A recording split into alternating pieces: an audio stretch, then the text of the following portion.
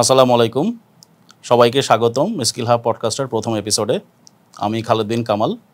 আমার সাথে আজকে যিনি অতিথি আছেন, ওনার বেশ কয়েকটা পরিচয়। উনি একাধারে একজন গবেষক, একজন ইনভেস্টমেন্ট অ্যাডভাইজার, একটি স্বনামধন্য প্রতিষ্ঠানের সিনিয়র অফিসার হিসেবে আছেন। উনি বেশ কিছু বইয়ের লেখকও। উনি একজন ফিলান্থ্রপিস্ট। বিনিয়োগ সাথী নামে একটি প্ল্যাটফর্মের উনি উদ্যোক্তা, এবং উনি at the same time he is a founder of A think tank ideas for development. তো মাবরুর ভাই, স্বাগতম আমাদের স্কিল হাব পডকাস্টে। তোমাকে ধন্যবাদ। কেমন আছেন? আলহামদুলিল্লাহ, ভালো আছি। ভাই, আমরা বেশ কয়েকদিন আগে কথা বলছিলাম এই প্রোগ্রামটা নিয়েই। বেসিক্যালি আপনি যেহেতু ফাইন্যান্স প্রফেশনাল হিসাবে আছেন এবং একটি স্বনামধন্য প্রতিষ্ঠানে আছেন, আমরা চিন্তা করছিলাম আপনার এই এক্সপিরিয়েন্সটা আমরা কিভাবে আমাদের যারা এখন এমার্জিং প্রফেশনালস আছে, যে সমস্ত স্টুডেন্টরা যারা প্রফেশনে আসবে বা জব মার্কেটে আসবে, তাদেরকে আমরা এই ইনফরমেশনগুলো কীভাবে দিতে পারি। যেহেতু আপনার অনেক বড় এক্সপিরিয়েন্স, একটা রেঞ্জ আছে, প্রায় 20 থেকে 25 বছর আপনার ফাইন্যান্স ফিল্ডেই কাজ করা। বাংলাদেশে যারা ফাইন্যান্স নিয়ে পড়াশোনা করছে, ঢাকা ইউনিভার্সিটি বলতে পারি, অন্যান্য পাবলিক ইউনিভার্সিটি বলতে পারি, ন্যাশনাল ইউনিভার্সিটি থেকে, তাদের সবারই একটা প্রশ্ন থাকে, আমি ফাইন্যান্স থেকে পড়াশোনা করে আসলে কোথায় চাকরিটা করতে পারি? এটা কি কোনো একটা অর্গানাইজেশনের অ্যাকাউন্টস ডিপার্টমেন্টে, নাকি ফাইন্যান্স ডিপার্টমেন্টে, নাকি অ্যাসেট ম্যানেজমেন্ট কোম্পানিতে, নাকি রিসার্চ ফার্মে, নাকি আমি টিচার হতে চাই, টিচার হব, বা একাডেমিশিয়ান হব, বা কি হব? সেই সমস্ত বিষয়গুলো চিন্তা করেই আজকের এই প্রোগ্রামের থিম আমরা দিয়েছি career talk for finance professionals. So we will definitely highlight on how this finance professionals will progress in their career, starting from the freshers to the tenured professionals, even যারা ধরেন এখন 20 বছর কাজ করে ফেলেছে, দেন হোয়াট নেক্সট। তো শুরুতেই ভাইয়া প্রশ্ন করতে যাচ্ছি, যারা এখন আন্ডারগ্র্যাড করছে এবং 4th ইয়ারে আছে বা ফাইনাল সেমিস্টারে আছে, তাদের জন্য জব মার্কেটে কি কি ধরনের জব অ্যাভেলেবেল আছে, যারা ফাইন্যান্সে মেজর নিয়ে আসলে হয়তো বা তাদের আন্ডারগ্র্যাডটা শেষ করবে? ধন্যবাদ খালেদ, আমাকে প্রথমে এই পডকাস্টে আমন্ত্রণ জানানোর জন্য। ফাইন্যান্সের ফিল্ডের প্রফেশনালদের কোন জায়গায় জব প্রসপেক্ট আছে সেটা বোঝার জন্য আগে আসলে আমি বলে নেই যে ফাইন্যান্স ফিল্ডে পড়াশোনা করলে কি শেখা যায়। ফাইন্যান্স ফিল্ডে কিন্তু মেইনলি শেখানো হয় যে একটা ইনভেস্টমেন্ট ডিসিশন কিংবা ফাইন্যান্সিং ডিসিশন আমরা কিভাবে নেব। একটা নতুন প্রজেক্ট আমরা ফাইন্যান্স করব, নতুন একটা ইনভেস্টমেন্টে যাব, সেই ইনভেস্টমেন্টটা কি আমার জন্য প্রফিটেবল কিনা, সেই ইনভেস্টমেন্ট কিংবা ফাইন্যান্সিংটা আমাদের জন্য ব্যাঙ্কেবল কিনা। মোটামুটি কিন্তু এটাই শেখানো হয় 4 ইয়ার্সে। এর পাশাপাশি সাপ্লিমেন্টারি কোর্স হিসাবে আমরা শিখি অ্যাকাউন্টিংয়ের বিভিন্ন কোর্স থাকে, বিজনেস কমিউনিকেশন থাকে, মার্কেটিং থাকে, সাইকোলজি থাকে এখনকার নতুন BBA MBA প্রোগ্রামে। কিন্তু মূলত কিন্তু মানে ফাইন্যান্সের ফোকাসটা এটাই যে একজন প্রফেশনাল সে তৈরি হবে যে কী ধরনের ইনভেস্টমেন্ট ডিসিশন আমি নেব, কী ধরনের ফাইন্যান্সিং ডিসিশন আমি নেব, এটাই শেখানো হয়। এটার জন্য ফিল্ড তাহলে আমি পাশ করলাম, পাশ করার পরে এটার ফিল্ডটা কোথায়? ফিল্ডটা মেইনলি আসছে প্রথমত ব্যাংকিং সেক্টরে। ব্যাংকিং সেক্টরে আমরা জানি যে কমার্শিয়াল ব্যাংকগুলোতে একদিকে ডিপোজিট কালেক্ট করা হচ্ছে, আরেকদিকে সেই ডিপোজিটটা ল্যান্ডিং করা হচ্ছে। তাহলে সেই ডিপোজিট মানি কোথায় আমি ল্যান্ড করব, কোন প্রজেক্টটা আমার ব্যাংকের জন্য সবচেয়ে বেশি প্রফিটেবল, কোন ব্যাংকে আমার ইনভেস্ট করলে কিংবা ফাইন্যান্স করলে আমার টাকাটা দ্রুত রিটার্ন আসবে, সেটা কিন্তু ফাইন্যান্স মেজরের একজন প্রফেশনালের কাজ। এবং ideally it should be the job of a regular finance professional. কিন্তু এর বাইরেও আরও অনেক অ্যাভিনিউ আছে। যেমন আমরা যদি সিকিউরিটিজ ফার্মে একজন ফ্রেশ গ্র্যাজুয়েট ঢোকে, তাহলে সিকিউরিটিজ ভ্যালুয়েশন থেকে শুরু করে সিকিউরিটি বাই সেল এগুলোর যে অ্যাডভাইস দেওয়া, রেকমেন্ডেশন দেওয়া, বিভিন্ন ইনভেস্টরদের সাথে কানেকশন করা, মানি রেজ করা, ফান্ডিং রেজ করা, ফান্ড ম্যানেজমেন্ট, এইটা হলো আরেকটা সেক্টর। একজন ফাইন্যান্স প্রফেশনাল, একজন ট্রু ফাইন্যান্স প্রফেশনালের জন্য তার জ্ঞানটা সে এখানে কাজে লাগাতে পারে। তৃতীয়ত আরেকটা সেক্টর হচ্ছে যে কোনো কর্পোরেটের ফাইন্যান্স ডিপার্টমেন্ট। কিন্তু এখানে প্রবলেমটা হচ্ছে বাংলাদেশের যে সকল কর্পোরেট আছে সেখানে কিন্তু ফাইন্যান্স ডিপার্টমেন্ট বলতে যেটা বোঝানো হয় সেটা মেইনলি আসলে অ্যাকাউন্টিং ডিপার্টমেন্ট। এবং এই ডিপার্টমেন্টের কাজ হচ্ছে ওই কর্পোরেটের ফাইন্যান্সিয়াল স্টেটমেন্ট প্রতি বছর তৈরি করা। এবং ফাইন্যান্সিয়াল স্টেটমেন্ট প্রতি বছর তৈরি করতে হলে ইউনিট ডিপ অ্যাকাউন্টিং নলেজ, এবং সেইখানে মূলত অ্যাকাউন্টেন্টদের কাজ। কিন্তু একজন ফাইন্যান্স প্রফেশনাল গিয়ে কর্পোরেটে ঢুকে সে দেখে যে তাকে অ্যাকাউন্টিংয়ের জব করতে হচ্ছে, এখানে সে ফাইন্যান্স আপনার একাডেমিক প্রোগ্রামে যে সকল কিছু শিখেছিল তার অ্যাপ্লিকেশনটা খুবই কম। তো এটা কিন্তু বাংলাদেশের কর্পোরেটের ক্ষেত্রে এটা একটা সত্যি বিষয়। সেই কর্পোরেটের জবগুলা মূলত কিন্তু অ্যাকাউন্টেন্টদের জব, ফাইন্যান্স প্রফেশনালদের জব না।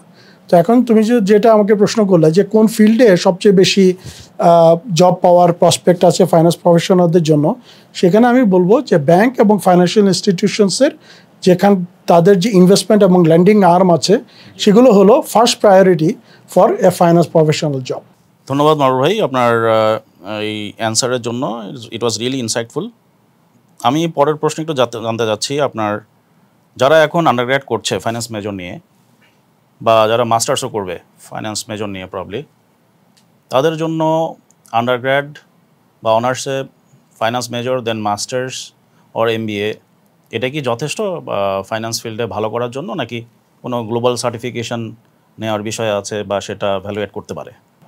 ডোমেস্টিক মার্কেটের এন্ট্রি লেভেল জবের জন্য BBA এবং MBA ইজ সাফিসিয়েন্ট, কিন্তু সেই ক্যান্ডিডেট যদি কোনো একটা প্রতিষ্ঠানের একেবারে CEO পর্যায়ে চলে যেতে চায় কিংবা CFO পর্যায়ে চলে যেতে চায়, তাহলে কিন্তু তার এডিশনাল কোয়ালিফিকেশনটা প্রয়োজন হতে পারে। কারণ যত আপনি উপরে উঠবেন ততই কিন্তু কম্পিটিশন বাড়বে, তখন বিভিন্ন জায়গা থেকে ক্যান্ডিডেট আসবে এবং তাদের সাথে আপনাকে ফাইট করে উপরে উঠতে হবে।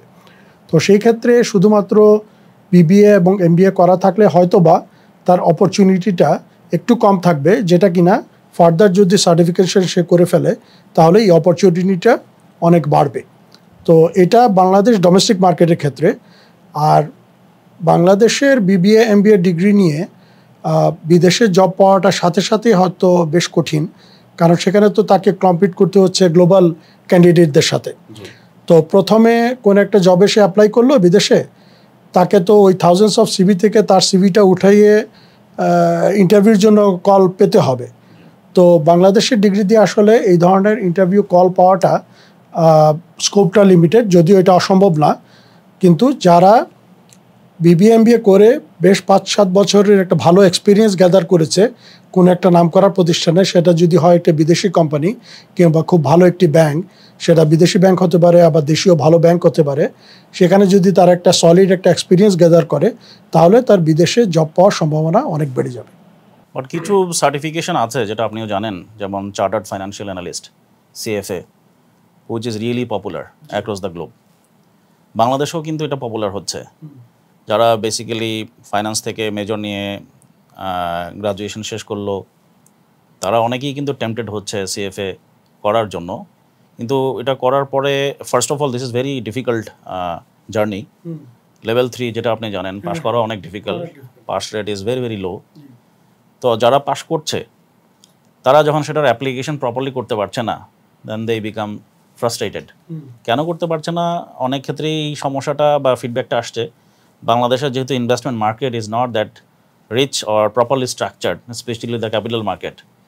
আর ফাইন্যান্স নিয়ে যেটা আপনি বললেন যে হ্যাঁ, ইনভেস্টমেন্ট ডিসিশনিংয়ের বিষয়গুলো শেখানো হয় এবং ক্যাপিটাল ম্যানেজমেন্ট নিয়ে শেখানো হয়। তো আমাদের যেহেতু মোস্টলি ইনভেস্টমেন্টগুলোও কিছু পার্টিকুলার সেক্টরে লিমিটেড, সেক্ষেত্রে ওরা অ্যাপ্লাই করতে গিয়ে কিছু সমস্যা পড়ে যাচ্ছে এবং তারা মনে করে যে এটা না করলেও পারতাম। তো তাদের জন্য আপনার উপদেশ কী হবে? যারা আন্ডার গ্র্যাজুয়েট করার সময় CFA লেভেল 1 লেভেল 2 করে ফেলছে, তাদের জন্য আমার পরামর্শ হচ্ছে যে তাদের উচিত লক্ষ্য রাখা যে CFA করার পরে এবং আন্ডার গ্র্যাজুয়েট এবং MBA করার পরে তারা যেন বিদেশের দিকে নজর দেয়।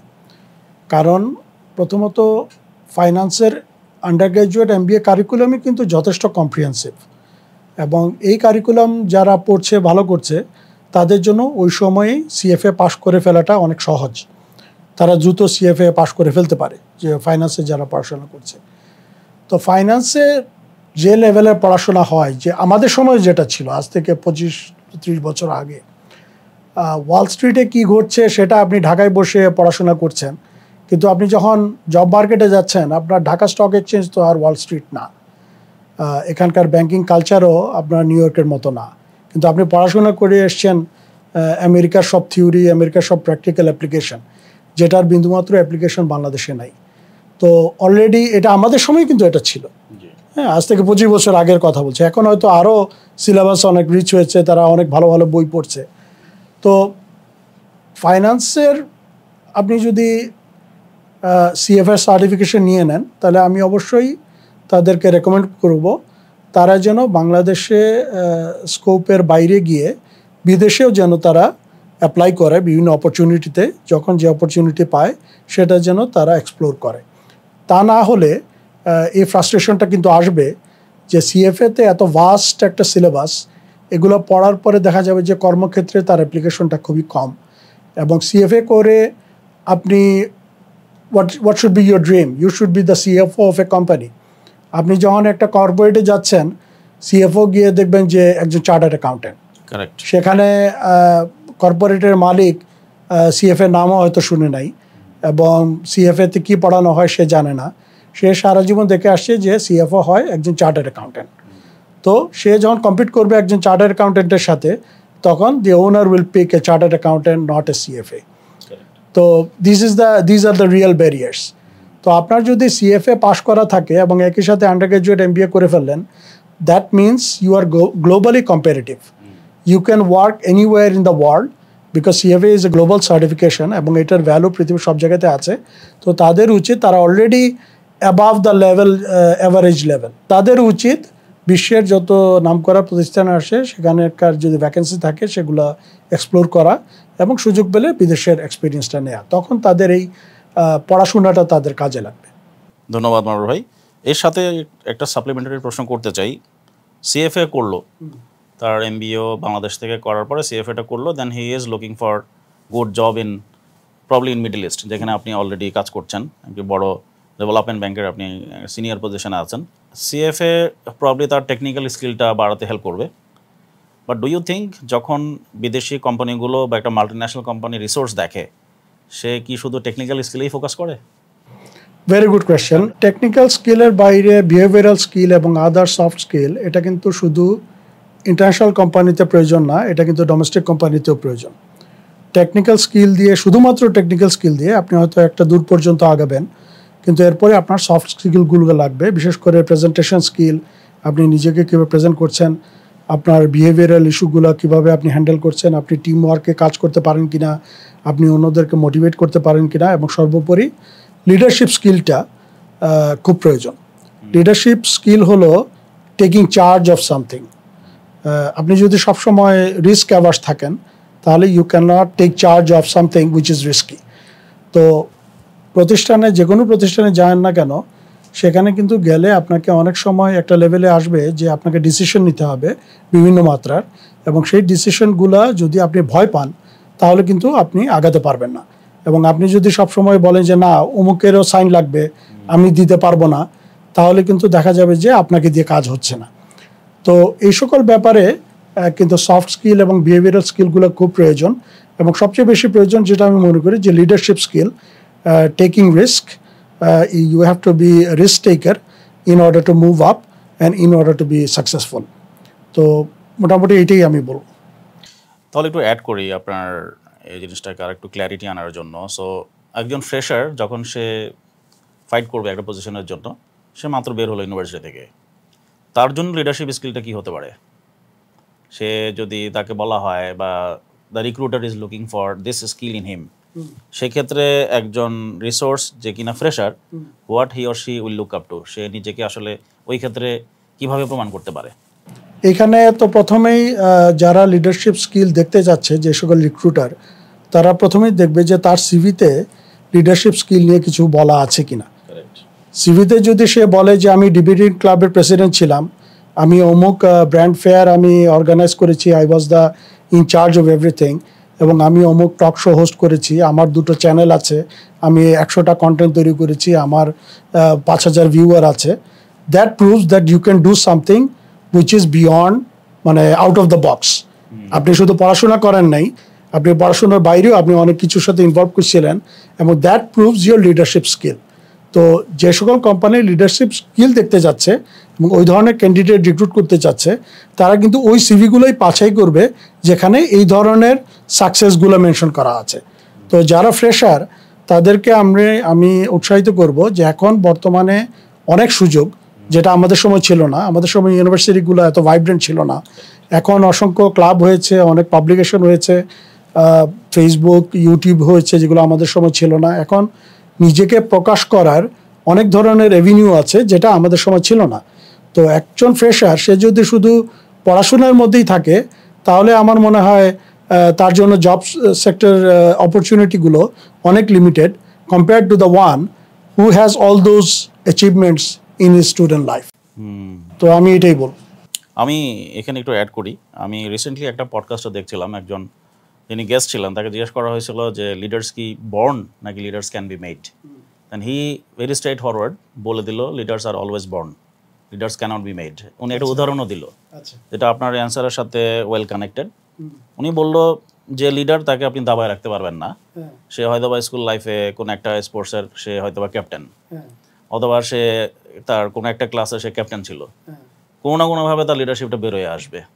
তো সে উনি বললো যে আমি এভাবে জিজ্ঞেস করি কথা বলতে বলতে যে তুমি কি কোনো সময় কোনো অ্যাক্টিভিটির বা কোনো একটা টিম ওয়ার্কের বা কোনো একটা টিমের ক্যাপ্টেন ছিলা কিনা, অথবা ক্লাস ক্যাপ্টেন ছিলা কিনা, বা কখনো কোনো খেলাধুলা করছো যেখানে ক্যাপ্টেন ছিলা কিনা, তখন এই বিষয়গুলো দিয়ে উনি অ্যাসেস করে। আপনার কি মনে হয় leaders are born or leaders can be made? তুমি আজকে আমাকে এখানে ডেকে আনলা কেন? What is the reason? মানে you think that I have achieved something? Yes, your achievement list is so big, so I thought যারা এখানে আজকের পডকাস্টটা দেখবে তারা সার্টেনলি আপনার যে ইনসাইটস বা নলেজ এটা কিন্তু রিফ্লেক্টেড হবে আপনার কথাবার্তায়। সো লিডারশিপের বিষয়টাও কিন্তু বিষয়টা ওরকম আমি মনে করি, এই জন্য আই চোজ ইউ। আমার কিন্তু স্কুল লেভেল, কলেজ লেভেল এবং ইউনিভার্সিটি লেভেলে আমার I had rare extracurricular activity, এবং আমি কখনোই ক্লাসের ক্যাপ্টেন ছিলাম না, কিংবা I was not the football team captain. আমি ক্রিকেটেও যে খুব ভালো করতাম তাও না, আমি যে ডিবেটার ছিলাম তাও না। ফুল আমাদের ইউনিভার্সিটি লাইফ গিয়েছে, আমি ইউনিভার্সিটিতে গিয়েছি, পড়াশোনা করেছি। তবে আমার রেজাল্টটা রিলেটিভলি বেটার ছিল অন্যদের চেয়ে, আমি পড়াশোনায় মনোযোগ ছিলাম। তবে আমার এই স্কিলগুলা যেগুলো আমি এখন পেশাগত পরিচয়ের বাইরেও আমি করছি, এগুলো কিন্তু আমি শুরু করি আমার ইউনিভার্সিটি এডুকেশন শেষ করার পর। আমার যত অ্যাক্টিভিটি এখন তোমরা দেখছো এগুলো কিন্তু পরের দিকের অ্যাচিভমেন্ট। তো আমার at least I was not a born leader, that I can say. I had to develop myself. এবং ফ্র্যাঙ্কলি স্পিকিং, আমি আজকে তোমার সাথে পডকাস্টে যেরকম কথা বলছি, আজ থেকে 15-20 বছর আগে আমি কিন্তু খুব শাই ছিলাম। আমি মানুষের সাথে সহজে কমিউনিকেট করতে পারতাম না। তো এগুলো আমি আসলে নিজেই ডেভেলপ করতে হয়েছে। আমার বিভিন্ন ট্রেনিং আমাকে হেল্প করেছে, এবং I had to be extrovert as much as possible. Although I stay alone most of the time. I concentrate on my work, but all other activities that demands communication skill এবং interpersonal skill, এগুলো কিন্তু আমি নিজেই আমাকে develop করতে হয়েছে over time. এবং I was not at all A born genius or something. এই স্কিলগুলো আমার মোটেও স্কুল লেভেলে ছিল না। স্কুলে আমরা পড়াশোনা করেছি, এক্সট্রা কারিকুলার কিছুই ছিল না। কলেজ লেভেল তো 2 বছরের মাত্র, এবং ইউনিভার্সিটি লেভেলে আমাদের সময় কোনো ক্লাব কালচার ছিল না। তো that's what I can say at this moment. আপনি ঠিকই বলেছেন। মানে এখন যারা দর্শকরা আছেন তারা হয়তো বা এখানে একটু গুলিয়ে ফেলতে পারে যে আসলে লিডার্স যদি বর্ন হয় তাহলে তো আমি কোনোদিন লিডার হতে পারবো না, বিকজ আমার তো কোনো এক্সট্রা কারিকুলার অ্যাক্টিভিটি ছিল না। তো সেই ক্ষেত্রে আমার ক্ষেত্রে কিন্তু একই অবস্থা আপনার মতো। মানে আমাদের ওই সময়টায় ক্লাব কালচার অথবা extra curricular activity was very limited, এবং ক্লাসে তো একজনই ক্যাপ্টেন হয়। সো আমি যেমন গত 5 বছরে এই নানা রকম অ্যাক্টিভিটির সাথে ইনভলভ হওয়ার চেষ্টা করছি to test my skill ability, এবং সেটায় কিন্তু আমি মাঝে মধ্যে পাস করছি, মাঝে মধ্যে ফেল করছি, but I am trying because I want to see my better version. এই যে তুমি যে এই পডকাস্টটা করছো, খুব সাবলীলভাবে তুমি কথা বলছো, এটাই কিন্তু অনেকে পারে না। এবং আমার মনে হয় তুমি এটার জন্য কোনো স্পেশাল কোনো ট্রেনিংও নেও নাই, এটা তুমি তোমার নিজেই ডেভেলপ করেছো। এবং এটা তো মোটেও তোমার ইউনিভার্সিটি লেভেলে কোনো ট্রেনিং ছিল না, কিংবা স্কুল লেভেলে ট্রেনিং ছিল না যে সেখানে তুমি ডিবেট করেছো এবং এখন এসে তুমি ভালো কথা বলছো। ব্যাপারটা কিন্তু এরকম না। তো you are also, I don't believe that you are not also a born leader. You have developed your leadership skills, but of course definitely some leaders are born কিছু কিছু মানুষ আপনার একেবারে ছোটোবেলা থেকেই তার পটেনশিয়ালসগুলো তারা শো করতে পারে এবং আলটিমেটলি তারা সাকসেসফুল হয়। কিন্তু আমি যত লিডার দেখেছি তাদের বেশিরভাগই কিন্তু স্কুল লেভেলে কিংবা কলেজ লেভেলে কেউই আউটস্ট্যান্ডিং ছিল না। তারা ওভার টাইম তারা নিজেদেরকে ওই লেভেলে নিয়ে গেছে এবং একটা সময় গিয়ে তারা লিডার হয়েছে। Thank you. আম শিওর এই ক্ল্যারিফিকেশনটা অনেকের জন্য হেল্পফুল হবে। মারুফ ভাই, আমরা এই স্টেজে আবার ঠিক আগের থিমটাতেই ফেরত যাই। সেটা হচ্ছে এরকম, বাংলাদেশে যারা ফাইন্যান্স প্রফেশনাল আছে তারা তো পড়ালেখা অনেকেই করেছে ফাইন্যান্স ব্যাকগ্রাউন্ড থেকে, অনেকে নন ফাইন্যান্স ব্যাকগ্রাউন্ড থেকেও এসছে। সামহাও দে বিকাম ব্যাংকার। আমাদের ব্যাঙ্কগুলোতে তো আসলে বলাই থাকে যে বিভিন্ন ডিসিপ্লিন থেকে আসা যাবে, not necessary from finance and banking. তো প্রবলি সামবডি যার কিনা আসলে আন্ডারগ্র্যাড হয়েছে প্রবলি বলতে পারেন ইংলিশ থেকে, উনি কোনো বিজনেস সার্টিফিকেশন বা ডিগ্রি নিতে পারে নাই, কিন্তু ব্যাংকে জয়েন করে ফেলেছে। নাও হিসি ব্যাংকের অ্যাক্টিভিটিগুলো তো আসলে more of investment, lending, deposit collection, financing decision. তার জন্য আসলে এই স্টেজে তার স্কিলটা আপগ্রেড করার জন্য সে কী করতে পারে? তাদের জন্য তো এখন রিসোর্সের অভাব নাই। আপনি ইউটিউব খুললে প্রচুর ফাইন্যান্সের ম্যাটেরিয়াল পাবেন। যে কেউ চাইলেই একজন ফাইন্যান্সের গিগ হয়ে যেতে পারে শুধুমাত্র ইউটিউব দেখেই। তো আমার মনে হয় বর্তমানে যে যুগ ইনফরমেশন টেকনোলজির, সেখানে কেউ যদি চায় কোনো একটা বিষয়ে সে স্পেশালাইজড হবে, তাহলে সে কিন্তু ইচ্ছা করলেই সেটা পারে এবং তার জন্য তাকে সময় ব্যয় করতে হবে। তো যে ইংলিশ থেকে পাশ করে এসে ব্যাংকিংয়ে জয়েন করেছে, সে নিজেকে যদি বসিয়ে রাখে এবং শুধুমাত্র 9টা 5টা জব করে, তাহলে সে কিন্তু একটা জায়গায় গিয়ে থেমে যাবে, এর উপরে আর উঠতে পারবে না। কারণ সেখানে গিয়ে দেখা যাবে অন্যান্য ক্যান্ডিডেট যারা ফাইন্যান্স করে এসছে তারা হয়তো উপরে উঠে যাবে। তো এক্ষেত্রে যারা নন ফাইন্যান্স মেজরের ক্যান্ডিডেট যারা আছে তাদেরকে আমি বলবো যে তারা যেন তাদের এই স্কিলগুলোকে আরও বেশি শানিত করে থ্রু ইউটিউব এবং বই পড়ে। প্রচুর বই এখন আছে, প্রচুর আপনার কোর্স আছে, সেগুলো কোর্স তারা নিতে পারে। এবং ফাইন্যান্স এমন কোনো বিষয় না যে এটা একটা রকেট সায়েন্স। হ্যাঁ, এটা যদি কেউ একজন ক্যান্ডিডেট যে আগে ফাইন্যান্স নিয়ে কখনো ঘাটাঘাটি করে নাই, সে যদি একটা বছর সে সময় ব্যয় করে ইন্টেন্সিভলি, তাহলে সে কিন্তু ফাইন্যান্সের অনেক খুঁটিনাটি বিষয় সে জেনে ফেলতে পারে। ধন্যবাদ মারুফ ভাই। তা এটার সাথেই আমি লিঙ্ক আপ করে আরেকটা প্রশ্ন করতে চাই। আপনি তো ঢাকা ইউনিভার্সিটি থেকে ফাইন্যান্সে আন্ডারগ্র্যাড করেছেন, মাস্টার্সও করেছেন, then you went to United States and you did masters in finance also. তারপরে আপনি দেশে ফেরত আসেন probably, then you started a job in research area. Then you got a job in Middle East. এবং আপনি সেখানে প্রায় 20 বছরের উপরে আছেন। বাংলাদেশে যারা এখন এই ধরনের হোয়াইট কলার জব করতে চায়, মিডল ইস্ট অথবা প্রবলি সাউথ ইস্ট এশিয়া অথবা ইভেন ওয়েস্টেও, হোয়াইট কলার জব করার ক্ষেত্রে অনেকের এক ধরনের একটা কাইন্ড অফ স্টেরিওটাইপ চিন্তা আছে, আমি সাউথ এশিয়ান, আমার জন্য অনেক ডিফিকাল্ট হবে, আমি হয়তো বা পারবো না, এটা সবার জন্য না বা আমাদের জন্য না। আপনি কি মনে করেন এরকম কোনো স্টেরিওটাইপ সেগ্রিগেশন আছে, নাকি the world is still open for everyone? World is still open for everyone first of all. কিন্তু আপনি যদি মনে করেন যে বাংলাদেশে শুধুমাত্র একটা আন্ডার গ্র্যাজুয়েট এবং মাস্টার্স ডিগ্রি নিয়ে আপনি গ্লোবালি জব পেয়ে যাবেন, তাহলে আমি বলব যে আপনি বোকার স্বর্গে বাস করছেন। কারণ আপনার সিভিটা পিক করে আপনাকে ইন্টারভিউ কল দেওয়ার জন্য আপনার সিভিতে ওই ধরনের আপনার অ্যাচিভমেন্ট থাকতে হবে, যেটা কিনা relatively better than N Indian candidate or a Pakistani candidate or a candidate from some other country. তো পাকিস্তানি ক্যান্ডিডেট কিংবা ইন্ডিয়ান ক্যান্ডিডেটদের যেটা সুবিধা, তাদের একটা ব্র্যান্ড ইমেজ কিন্তু তৈরি হয়ে গেছে। আপনি মিডল ইস্টে দুবাইতে যদি যান, সেখানে প্রচুর ইন্ডিয়ান প্রফেশনাল পাবেন, প্রচুর পাকিস্তানি প্রফেশনাল পাবেন।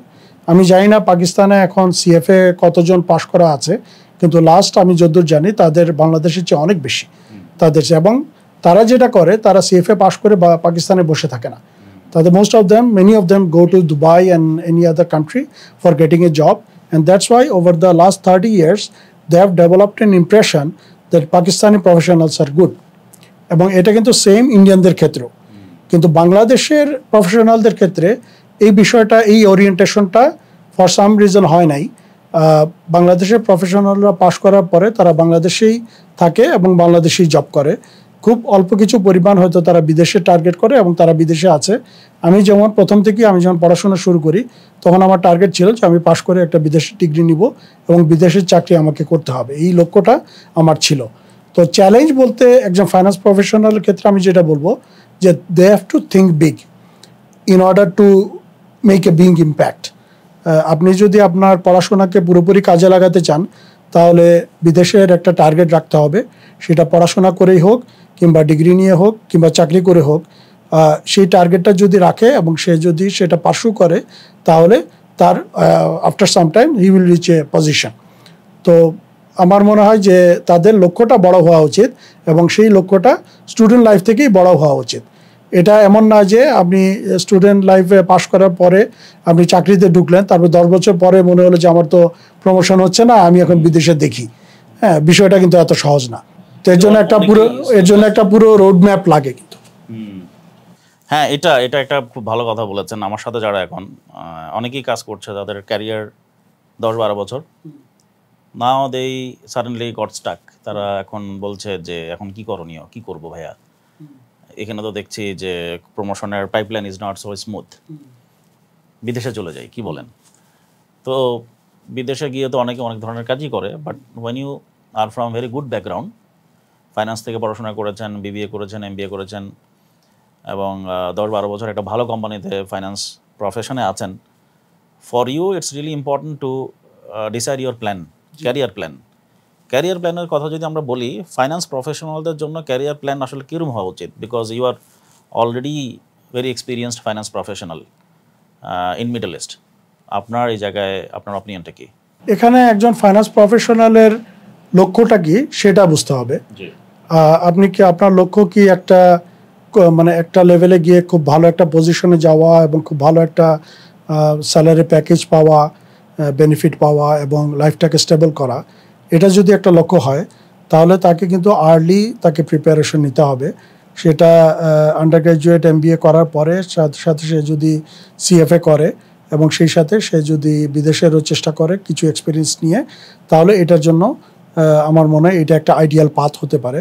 আবার আরেকটা আইডিয়াল পাথ আমি মনে করি বাংলাদেশের ক্ষেত্রে যারা বাংলাদেশে থাকতে চায় কিন্তু বাংলাদেশে একটা ভালো লাইফ লিড করতে চায়, তাদের জন্য কিন্তু আরেকটা ওয়ে হলো ফাইন্যান্স থেকে পাশ করে you go for chartered accountancy. That is another path এবং ভেরি ইম্পর্টেন্ট পাথ। কারণ চার্টার্ড অ্যাকাউন্টেন্সি প্রফেশনটা বাংলাদেশে সবাই এক নামে চেনে এবং ইট ইজ রিকগনাইজড, এবং যারা কোম্পানির যারা মালিক আছেন they value chartered accountants more than anybody else. They think that they know everything about finance. তাদের কমিউনিটি কিন্তু খুব স্ট্রং। তাদের কমিউনিটিও স্ট্রং। তারা তো আজকে থেকে না, তারা তো 60s থেকে 50s থেকে আইসিএবি চলছে এবং দেশে প্রচুর চার্টার্ড অ্যাকাউন্টেন্ট আছে, তাদের একটা নেটওয়ার্ক আছে। So they have that perception that they know everything about the companies. এখানে ফাইন্যান্স প্রফেশনালরা যে একটা ভ্যালু অ্যাডেড করছে সেই আপনার ইনফরমেশনটা কিন্তু কর্পোরেট ওয়ার্ল্ডে খুব বেশি নাই। কারণ কর্পোরেট ওয়ার্ল্ডে মনে করে যে আমার ফাইন্যান্স কিংবা অ্যাকাউন্টিংয়ের হেড হবে একজন চার্টার্ড অ্যাকাউন্টেন্ট। তো একজন ফাইন্যান্স প্রফেশনাল যে আন্ডার গ্র্যাজুয়েট করছে, এমবিএ করছে, সে যদি আরও 3টা বছর কষ্ট করে সিএফএ না করে চার্টার্ড অ্যাকাউন্টেন্সি করে এবং তার লক্ষ্য যদি হয় বাংলাদেশে একটা ভালো পজিশনে যাওয়া আফটার 10-15 ইয়ার্স, তাহলে এটা কিন্তু একটা খুব লুক্রেটিভ একটা পাথ। এবং চার্টার্ড অ্যাকাউন্টেন্সি এগেন সিএফএ পাশ করা যেমন কঠিন, চার্টার্ড অ্যাকাউন্টেন্সি পাশ করাটাও কিন্তু সহজ না। কিন্তু অ্যাটলিস্ট সুবিধাটা হলো যে আপনি বাংলাদেশে বসেই এখানে ক্লাস করছেন, অডিটিং করছেন, আপনি একটা প্র্যাকটিক্যাল এক্সপিরিয়েন্স গ্যাদার করছেন। তো এর মাধ্যমে যে এক্সপিরিয়েন্সটা একজন ক্যান্ডিডেট পেতে পারে সেটাও কিন্তু খুবই ভ্যালুয়েবল। তো আমার মনে হয় একজন গ্র্যাজুয়েট যারা ফাইন্যান্সে আছে তারা একটা ট্র্যাক হলো সিএফএ ট্র্যাক, আরেকটা ট্র্যাক হতে পারে chartered accountancy. If they move up to a ladder to a position in CFO or আপনার সিইও, তাহলে তাদের লক্ষ্যটা এরকম থাকা উচিত। আর যাদের লক্ষ্য সেই রকম না, সবার লক্ষ্য তো সেম থাকে না, তো যাদের লক্ষ্য সেই রকম নাই তারা honours, under graduate, BBA, MBA করেই তারা তাদের পড়াশোনা শেষ করে ফেলতে পারে। তারা হয়তো কোনো একটা কর্পোরেটে জয়েন করলো কিংবা কোনো একটা ব্যাংকে জয়েন করলো, তারপর সুযোগ বুঝে তার যতটুকু উপরে উঠলো। তো এটা হলো বাকিদের জন্য। এখানে ভাইয়া মানে এখন তো এন্টারপ্রেনারশিপ নিয়ে অনেক কথাবার্তা হয়। এখন বলা হয় যে everybody should try entrepreneurship. Finance থেকে পড়াশোনা করে এন্টারপ্রেনিউরশিপে কিভাবে ভ্যালু অ্যাড করতে পারে আপনার মনে হয়? ফাইন্যান্স থেকে পড়াশোনা করে ফাইন্যান্সের যে নলেজটা গেইন হয় সেটা হলো যে আমি কোথায় ইনভেস্ট করব, কোথায় ফাইন্যান্স করব, কোথায় আমার টাকাটা ব্যয় করলে আমার রিটার্নটা সবচেয়ে বেশি আসবে। তো এই নলেজটা কিন্তু অনেক এন্টারপ্রেনারের নাই। যে এন্টারপ্রেনার ইংলিশ থেকে পাশ করেছে, যে পাবলিক এড থেকে পাশ করেছে, সে হয়তো কোনো একটা ব্যবসা দিয়ে দিল, কিন্তু তার এই বেসিক যে নলেজগুলো যেটা কিনা একজন ফাইন্যান্স গ্র্যাজুয়েট শিখে আসছে তার কারিকুলামের মাধ্যমে, সেটা কিন্তু ওই সকল এন্টারপ্রেনাররা পাচ্ছে না। তো এই ক্ষেত্রে ফাইন্যান্সের গ্র্যাজুয়েটদের জন্য এন্টারপ্রেনার হওয়ার দিকে অনেক সুবিধাজনক, কারণ তার এই নলেজগুলো কিন্তু আছে। সে জানে কিভাবে ব্যাংকিং করতে হয়, কিভাবে স্ট্রাকচার, ফাইন্যান্সিয়াল ক্যাপিটাল স্ট্রাকচার সাজাতে হয়, কতটুক লোন আমি নেব, কতটুক লোন নিলে আমি সেটা অ্যাবজর্ব করতে পারবো, রিপে করতে পারবো টাইমলি। এই নলেজগুলো কিন্তু সে শিখেই আসছে আন্ডার গ্র্যাজুয়েট এবং মাস্টার্স লেভেলে। তো তার জন্য আমি মনে করি যে এন্টারপ্রেনার হয়ে সফল হওয়াটা অন্যদের তুলনায় কিছুটা হলেও তাদের সম্ভাবনাটা বেশি। এখানে দর্শকদের উদ্দেশ্যে একটু বলে রাখি, আমাদের দেশে এমনকি দেশের বাইরেও ফাইন্যান্সিয়াল লিটারেসি নিয়ে কিন্তু অনেক ধরনের প্রশ্ন আছে। মানুষের ফাইন্যান্সিয়াল লিটারেসি রেট ইভেন শহরেও যথেষ্ট কম। তো I am talking about Malaysia also. South East Asia রিজনেও আপনার ফাইন্যান্সিয়াল লিটারেসি নিয়ে is not a satisfactory level. তো যারা ব্যবসায় আসে তারা তাদের সারপ্লাস ফান্ড অথবা কোত্থেকে ফান্ড সোর্স করবে, বা তাদের অতিরিক্ত ফান্ড থাকলে সেটা কোথায় ইনভেস্ট করবে, এবং কোন জায়গা থেকে আসলে খুব সহজ শর্তে ফান্ড পাওয়া যাবে, এবং এই ফান্ডটা খাটিয়ে ফেরত নিয়ে আসা এবং ভালো রিটার্ন নিয়ে আসা, এটা একটা স্কিলের বিষয়, লিটারেসির বিষয়, নলেজের বিষয়, স্কিলের বিষয়। তো আমার যেটা মনে হয় যারা ফাইন্যান্স থেকে পড়াশোনা করে they are already one step ahead in that perspective. So যেহেতু ফাইন্যান্স এবং ফান্ড ম্যানেজমেন্ট একটা ব্যবসা অনেক ইম্পর্টেন্ট একটা সেক্টর অথবা সেগমেন্ট, তো যারা ব্যবসা করতে চান ফাইন্যান্স থেকে পড়াশোনা করে তারা কিন্তু এই জায়গাটা বা এন্টারপ্রেনিউরশিপ খুবই স্ট্রংলি এক্সপ্লোর করতে পারেন। আমাদের এখনকার যে সময়, এই সময়টায় সবাই কিন্তু ব্যবসা বাণিজ্য করা বা এন্টারপ্রেনিউরশিপে আসার বিষয়টা প্রমোট করছে, এনকারেজ করছে। এটা একটা ভালো সেগমেন্ট হতে পারে। সো একটা তো সময় ছিল সবাই বাংলাদেশে অনেকে সরকারি চাকরি করতো, এটা অনেক কারণেই, সিকিউরিটি প্লাস অন্যান্য যে বিষয়। দেন প্রাইভেটাইজেশন, এইডিজে প্রাইভেটাইজেশনটা হলো খুব স্ট্রংলি। দেন প্রাইভেট জবের প্রতি মানুষের আস্তে আস্তে, ব্যাংকিং সেক্টর একসময় 2000-এর দিকে ব্যাংকিং সেক্টর অনেক বুম আপ করলো, আগেও ছিল। এখন আবার মনে হচ্ছে যে এন্টারপ্রেনিউরশিপ, ব্যবসা বাণিজ্য, এটাতে অনেক ভ্যালু অ্যাড করা যায়, অনেক মানুষের চাকরি হয়। এটা কিন্তু ভ্যালু এডিশনের পয়েন্ট অফ ভিউ থেকে ইজ মাচ মোর ইম্প্যাক্টফুল, অনেকে বলে। তো আমার যেটা মনে হয় যারা ফাইন্যান্সে পড়াশোনা করেছেন বা করছেন তারা এন্টারপ্রেনিউরশিপ খুব সিরিয়াসলি পার্সু করতে পারেন।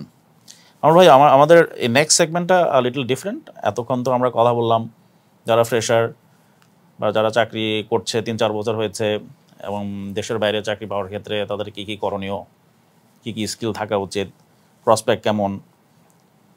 এখন আমি একটু কথা বলতে যাচ্ছি যারা অলরেডি এই প্রফেশনে প্রায় 8-10 বছর কাটিয়ে ফেলেছে বা 15 বছর।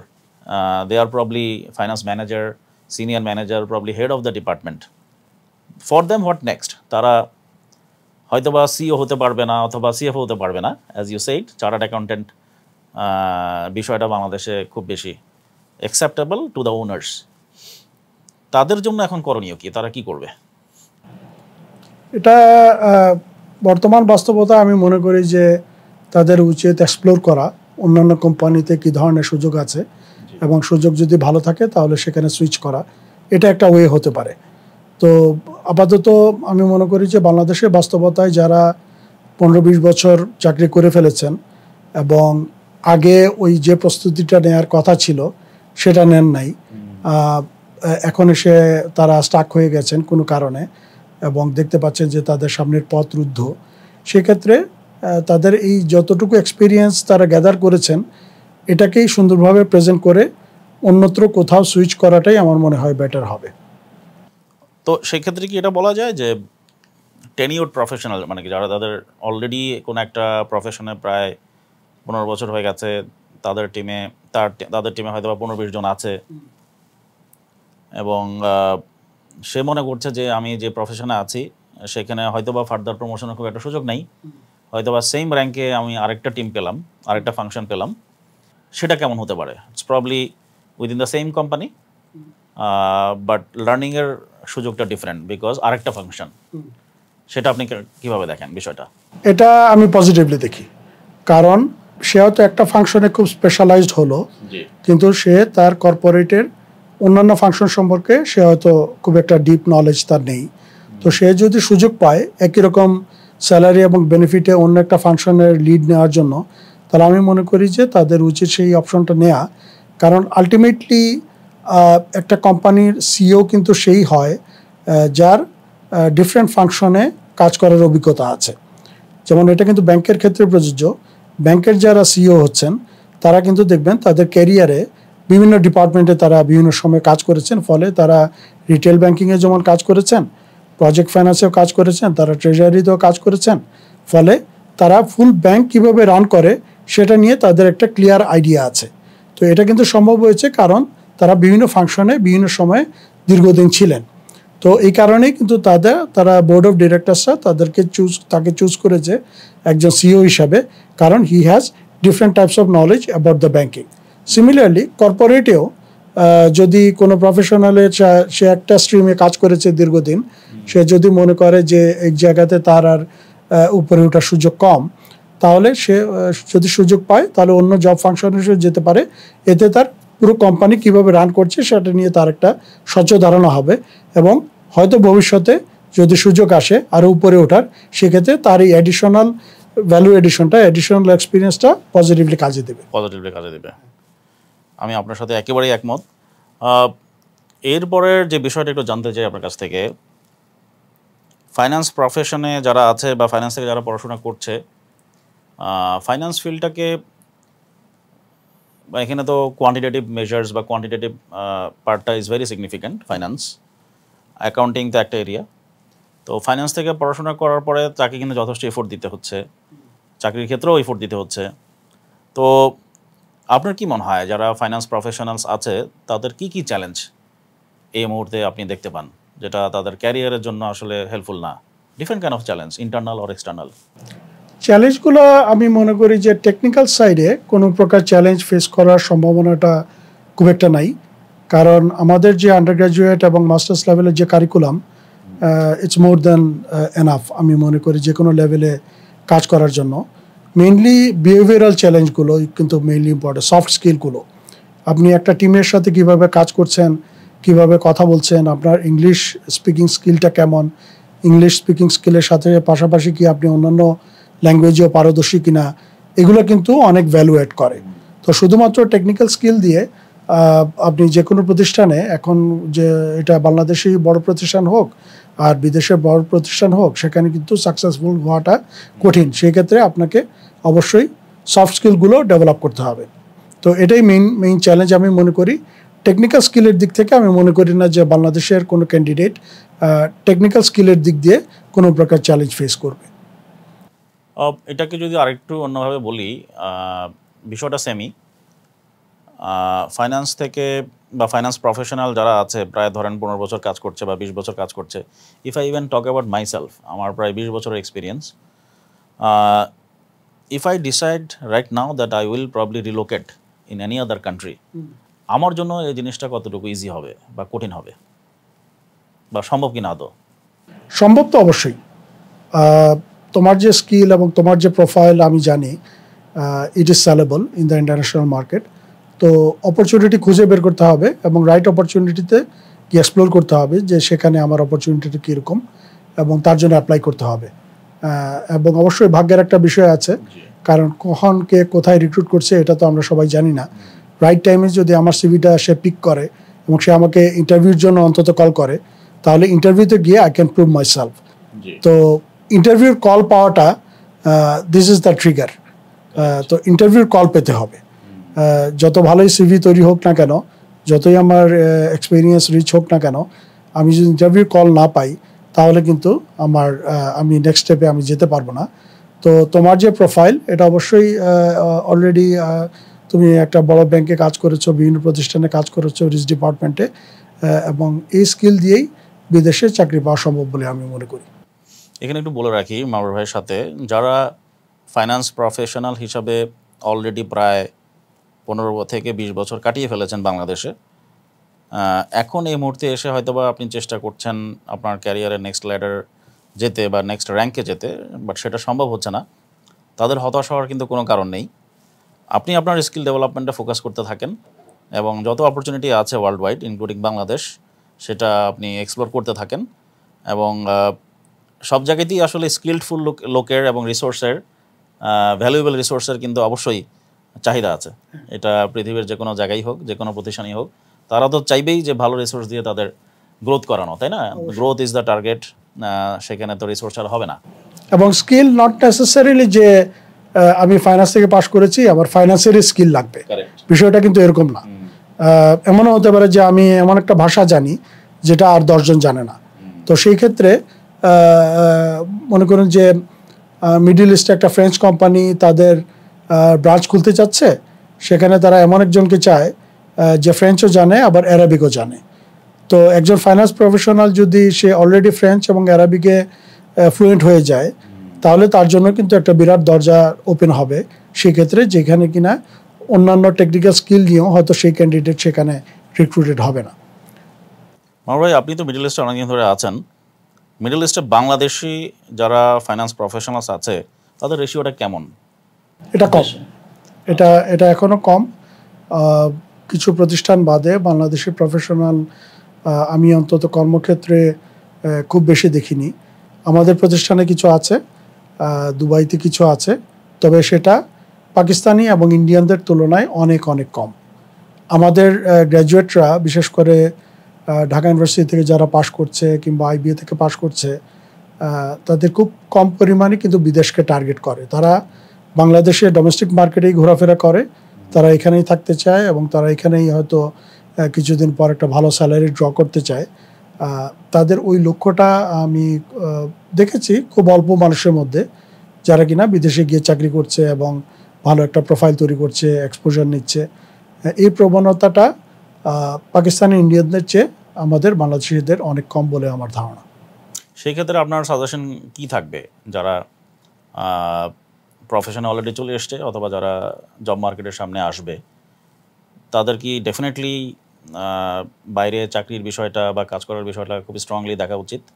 যারা মনে করে they are skilled, they have proper credentials and backed by the proper education also, তাদের উচিত? আমি মনে করি বর্তমানে যে ফাইন্যান্স প্রফেশনাল যে ধরনের কারিকুলামে পড়াশোনা করছে, তাদের উচিত দেশের পাশাপাশি বিদেশেও টার্গেট রাখা এবং এর জন্য প্রস্তুতিটা স্টুডেন্ট লাইফ থেকেই নেওয়া। তারা যেন বিদেশের অপরচুনিটিগুলো সম্পর্কে জানে, সেই সম্পর্কে নলেজ গ্যাদার করে এবং সেই সকল অপরচুনিটি এক্সপ্লোর করার জন্য কি কি দক্ষতার প্রয়োজন সেই সম্পর্কে যেন তাদের সম্যক একটা ধারণা থাকে। এখনকার যে যুগ, এটা হলো স্কিলের যুগ। এখানে স্কিল না থাকলে শুধুমাত্র পড়াশোনা দিয়ে এখন আর আসলে ততটা উপরে ওঠা যাবে না, যেটা কিনা আমাদের সময় যেত। কিন্তু আগামীর দুনিয়াটা অনেক বেশি কম্পিটিটিভ। এই কম্পিটিশনে জিততে হলে যার যত বেশি স্কিল, তার তত বেশি স্কিলটা সময় থাকতেই নেওয়া উচিত, দেরি হওয়ার আগে।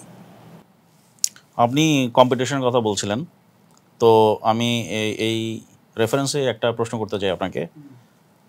AI, artificial intelligence, machine learning, এটা তো এখন বাজওয়ার্ড। এখন সব জায়গাতেই এআই, ওপেন এআই অথবা মেশিন লার্নিং যেভাবে ডমিনেট করছে, অনেক জায়গায় বলা হচ্ছে রিপিটেটিভ ওয়ার্কসগুলো বা যেই প্রফেশনগুলোতে রিপিটেটিভ কাজ আছে সেগুলো মোটামুটি এআই দখল করে নেবে।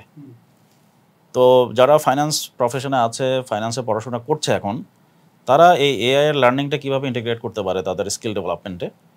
তাদের জন্য আসলে করণীয় কী হতে পারে? আপনি অ্যাজ এ মেন্টর আপনার সাজেশন কী জায়গায়? অ্যাজ এ মেন্টর আমার সাজেশন হবে তারা স্টুডেন্ট লাইফেই যদি এক্সপ্লোর করে যে কি কি ধরনের ফাইন্যান্সের এআই টুল এখন বাজারে আছে, সেগুলো যদি তারা দেখে নেয়, তাহলে তারা একটা ফ্যামিলিয়ার হতে পারবে যে কী ধরনের এআই টুল এখন পপুলার। এটা হলো ফার্স্ট থিং।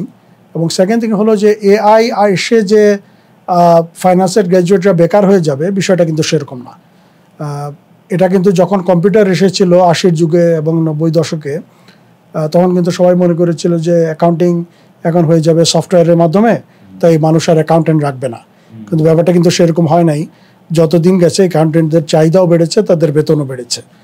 তো সেটা আমি মনে করি যে আগামীতে যদি ফাইন্যান্স প্রফেশনালদের জন্য কোনো এআই টুল আসে, সেই এআই যে বোঝে, সেই এআইকে যে চালাতে পারে, তার কদর কিন্তু বাড়বে। তাই একজন ফাইন্যান্স প্রফেশনালকে তার সময় থাকতেই সেই সকল এআই টুলে সে যদি মাস্টার হয়ে যায়, তাহলে সে কিন্তু তার জব ফিল্ডে সে আরও নিজেকে আরও কম্পিটিটিভ পর্যায়ে নিয়ে যেতে পারবে। আপনি খুব কারেক্ট কিছু বিষয় বলেছেন। এআই টুল শেখা এবং এটা ব্যবহার করাটা জানতে হবে। তাহলে ফাইন্যান্সের যে যারা পড়াশোনা করেছে বা ফাইন্যান্স ফিল্ডে যারা আছে, ফাইন্যান্স ওরিয়েন্টেড যেমন ফাইন্যান্সিয়াল মডেলিং বা কোনো একটা এক্সেল দিয়ে কোনো একটা সফটওয়্যার তৈরি করা, যেখান থেকে কোনো একটা আউটকাম প্রবলি ডিসিশন মেকিংয়ে লাগে, কোনো একটা রিপোর্ট জেনারেশনে হয়তো বা তাকে আদারওয়াইজ এক্সেল ইউজ করতে হতো, এখন এআই হয়তো বা তার কাজটা অনেক সহজ করে দিবে। যেটা আগে 2 দিন লাগতো, এটা হয়তো বা সে 20 মিনিটে করতে পারবে। এবং সো এটা এভাবে বলা যায় যে ফাইন্যান্স থেকে যারা পড়াশোনা করছে তাদেরকে তাদের এফিসিয়েন্সি বাড়ানোর জন্য ডেফিনেটলি অনেক আগ থেকেই এআই এবং টেকনোলজির সাথে ওরিয়েন্টেড হতেই হবে। এটা আসলে অনেকটা যেমন এক সময় যারা কম্পিউটার পারতো না, এমএস এক্সেল ওয়ার্ড এসব জায়গায় কনভার্সন ছিল না, তারা হয়তো বা চাকরি পেত না। Those are the basic minimum.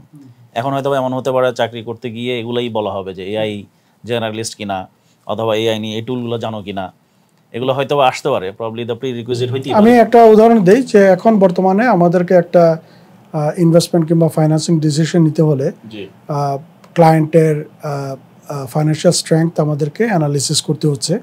এটা হয়তো এক্সেল টেবিলে আমরা করছি, প্রত্যেকটা নাম্বার বসিয়ে বসিয়ে আমরা রেশিও অ্যানালিসিস করছি। ভবিষ্যতে হয়তো আমার এআই টুল আসবে যেখানে আমি আমার scan copy of financial statements আমি সাবমিট করে দিব, সে একটা ফুল আমার রিপোর্ট আমাকে দিয়ে দিবে উইদিন 1 মিনিট। তো আমার কাজ আরও সহজ হয়ে যাবে। আগে আমি বছরে হয়তো 4টা ট্রানজ্যাকশন করতাম, আমি এআই আসার পরে আমি হয়তো 50টা ট্রানজ্যাকশন করব, কিন্তু আমার ভ্যালুটা কিন্তু কমবে না। এবং আমি মনে করি যে এটা কিন্তু অলরেডি যারা যেখানে রোবট আসছে, প্রথমে ধারণা করা হয়েছিল যে রোবটের মাধ্যমে অনেক জব চলে যাবে, কিন্তু এখন বর্তমানে যে বিভিন্ন গবেষণা পেপার বেরোচ্ছে সেখানে দেখা যাচ্ছে যে রোবট আসার পরে এমপ্লয়মেন্ট আরও গ্রোথ হয়েছে। কারণ নতুন নতুন কাজের ক্ষেত্র সৃষ্টি হয়েছে, যেই কাজগুলো রোবট পারছে না সেখানে হিউম্যান দরকার, এবং সেখানে আরও বেশি হিউম্যান তারা নিয়োগ করছে। কারণ রোবটের মাধ্যমে যে প্রোডাক্টিভিটি রেইজ হয়েছে সেটার সাথে সিনক্রোনাইজ করতে হলে তাকে যে সকল সেক্টরে রোবট আসেনি সেই সকল সেক্টরে কিন্তু হিউম্যান ক্যাপিটাল নিতে হচ্ছে। তো এটা কিন্তু অলরেডি বিভিন্ন রিসার্চ পেপারে এসছে যে রোবটের কারণে কিন্তু জব কমেনি, বরং জব বেড়েছে। একই রকমভাবে আমি মনে করি এআই এর মাধ্যমে জব কমবে না, জব বাড়বে। তবে কনসিডারিং যে কন্ডিশন হলো যে তাদের জব বাড়বে যারা নিজেদেরকে প্রিপেয়ার করবে। আপনি যদি শুধু চুপ করে বসে থাকেন তাহলে হবে না। সেই ক্ষেত্রে কি আপনি মনে করেন যারা ফাইন্যান্স নিয়ে মেজর করছে তাদের কি মাইনর কোর্স হিসাবে এআই নিয়ে কিছু থাকা উচিত ইউনিভার্সিটিতে? খুবই ভালো। কোনো ইউনিভার্সিটি যদি এটা ইন্ট্রোডিউস করে, আমার মনে হয় it will sell like a hot cake. এবং এটা যদি তারা মার্কেটিং করে যে আমরা বাংলাদেশের প্রথম ইউনিভার্সিটি হিসাবে আমরা এআই মডিউলগুলোর উপর একটা কোর্স আমরা চালু করেছি, তাহলে সেটা কিন্তু তারা যদি মার্কেটিং করে, আমরা মনে করি তারা তাদের প্রোগ্রামকে আরও ডিফারেন্সিয়েট করতে পারবে অন্যান্য জেনারেল প্রোগ্রামগুলোর চেয়ে। এটা ঠিক, একেবারে সঠিক কথা বলেছেন মারুফ ভাই। আমরা আমাদের পডকাস্টের একেবারে শেষের দিকে চলে এসেছি। আমাদের এই পডকাস্টের উদ্দেশ্যই ছিল আসলে আমাদের যে এক্সপার্ট আছেন উনি যেহেতু অনেক দিন ধরেই কাজ করছে ফাইন্যান্স প্রফেশনালে, সো ওনার এই দীর্ঘ সময়ের অভিজ্ঞতা থেকে যারা এখন ফাইন্যান্স প্রফেশনে আছে বা ফাইন্যান্স থেকে পড়াশোনা করে জব মার্কেটে যেতে চাচ্ছে তাদের জন্য যাতে ইনসাইটফুল কিছু ইনফরমেশন উনি দিতে পারে। আই এম শিওর উনি যা বলেছে আপনারা যখন পডকাস্টটা দেখবেন তারা নিশ্চয়ই এখান থেকে বেশ কিছু ইনফরমেশন পাবেন, উপকৃত হবেন। আমাদের উদ্দেশ্যই তাই ছিল। তো মারুফ ভাই, প্রোগ্রামের একেবারে শেষে আমরা চলে এসেছি। আপনার কাছে আমার রিকোয়েস্ট থাকবে আপনি আপনার দর্শকদের জন্য অথবা যারা এখন ইয়াং জেনারেশন আছে বা যারা টেনিউরড প্রফেশনাল আছে তাদের জন্য কি কিছু বলতে চান কিনা এই পডকাস্টের মাধ্যমে? আমি দর্শকদের বলবো যে বর্তমানে যারা এখন আপনারা স্টুডেন্ট আছেন, পড়াশোনা করছেন, তাদের জন্য সময়টা কিন্তু খুবই মূল্যবান। যে সময়টা আপনি পড়াশোনার বাইরে পাচ্ছেন সেই সময়টাকে আপনি কাজে লাগান। এখন আসলে এত বেশি লার্নিং অপরচুনিটি যেটা আমাদের সময় মোটেও ছিল না। তখন আমরা কিন্তু এই সময়গুলোকে কাজে লাগাতে পারতাম না, কিংবা আমাদেরকে এই কথাগুলো কেউ বলেনি। তো আমি আজকে আপনাদেরকে বলবো যে আপনাদের এক্সট্রা যে টাইমটা আছে সেই টাইমটাকে বিভিন্ন স্কিল ডেভেলপমেন্টের জন্য আপনি কাজে লাগান। সেটা ফাইন্যান্স রিলেটেড স্কিল হতে পারে, আবার নন ফাইন্যান্স রিলেটেড স্কিলও হতে পারে। আপনি দেখুন যে আপনার কি ভালো লাগে, কোন জায়গাতে আপনার স্পেশালাইজেশন করতে আপনার মন চায়, এবং পৃথিবীতে এখন কী ধরনের ট্রেন্ড চলছে। সেটা আপনি প্রোগ্রামিং ল্যাঙ্গুয়েজ হতে পারে, সেটা আপনার ভাষাগত কোনো ল্যাঙ্গুয়েজ হতে পারে, সেটা অন্য কোনো স্কিল হতে পারে। এখন প্রচুর স্কিল ডেভেলপ করার সুযোগ। এই সুযোগটাকে আমি মনে করি যে সময় থাকতেই কাজে লাগানো, এবং এটা যদি আপনারা কাজে লাগাতে পারেন তাহলে আপনাদের সকলের ভবিষ্যৎ ইনশাল্লাহ আগামীতে সুন্দর হবে বলে আমি বিশ্বাস করি। আপনাকে অনেক ধন্যবাদ মানুষ ভাই, আপনি আপনার এই ব্যস্ত সময়ের মধ্যে আমাদের এখানে আসলেন, সময় দিলেন। এটা সার্টেনলি যারা আমাদের দর্শক হিসাবে এখানে এই প্রোগ্রামটা দেখবে, পডকাস্টটা দেখবে, তারা তো অবশ্যই উপকৃত হবে। তারাও এখান থেকে যে টেকওয়েজগুলো পাবে তারা অনেকের মাঝে এই বিষয়গুলো শেয়ার করবে। তো আমরা আমাদের এই পডকাস্ট এখানেই শেষ করছি। সবাইকে রিকোয়েস্ট করছি আপনারা পডকাস্টটা দেখবেন। এই পডকাস্টে আমাদের এই অতিথি থেকে যে ইনফরমেশনগুলো উনি দেওয়ার চেষ্টা করছে সেগুলো থেকে কিভাবে আসলে আপনাদের জীবনে বা প্রফেশনে অ্যাপ্লাই করতে পারেন সেটা চেষ্টাটা করবেন। তো আজকে এই পডকাস্ট এখানেই শেষ করছি। সুস্থ থাকবেন, ভালো থাকবেন। আসসালামু আলাইকুম।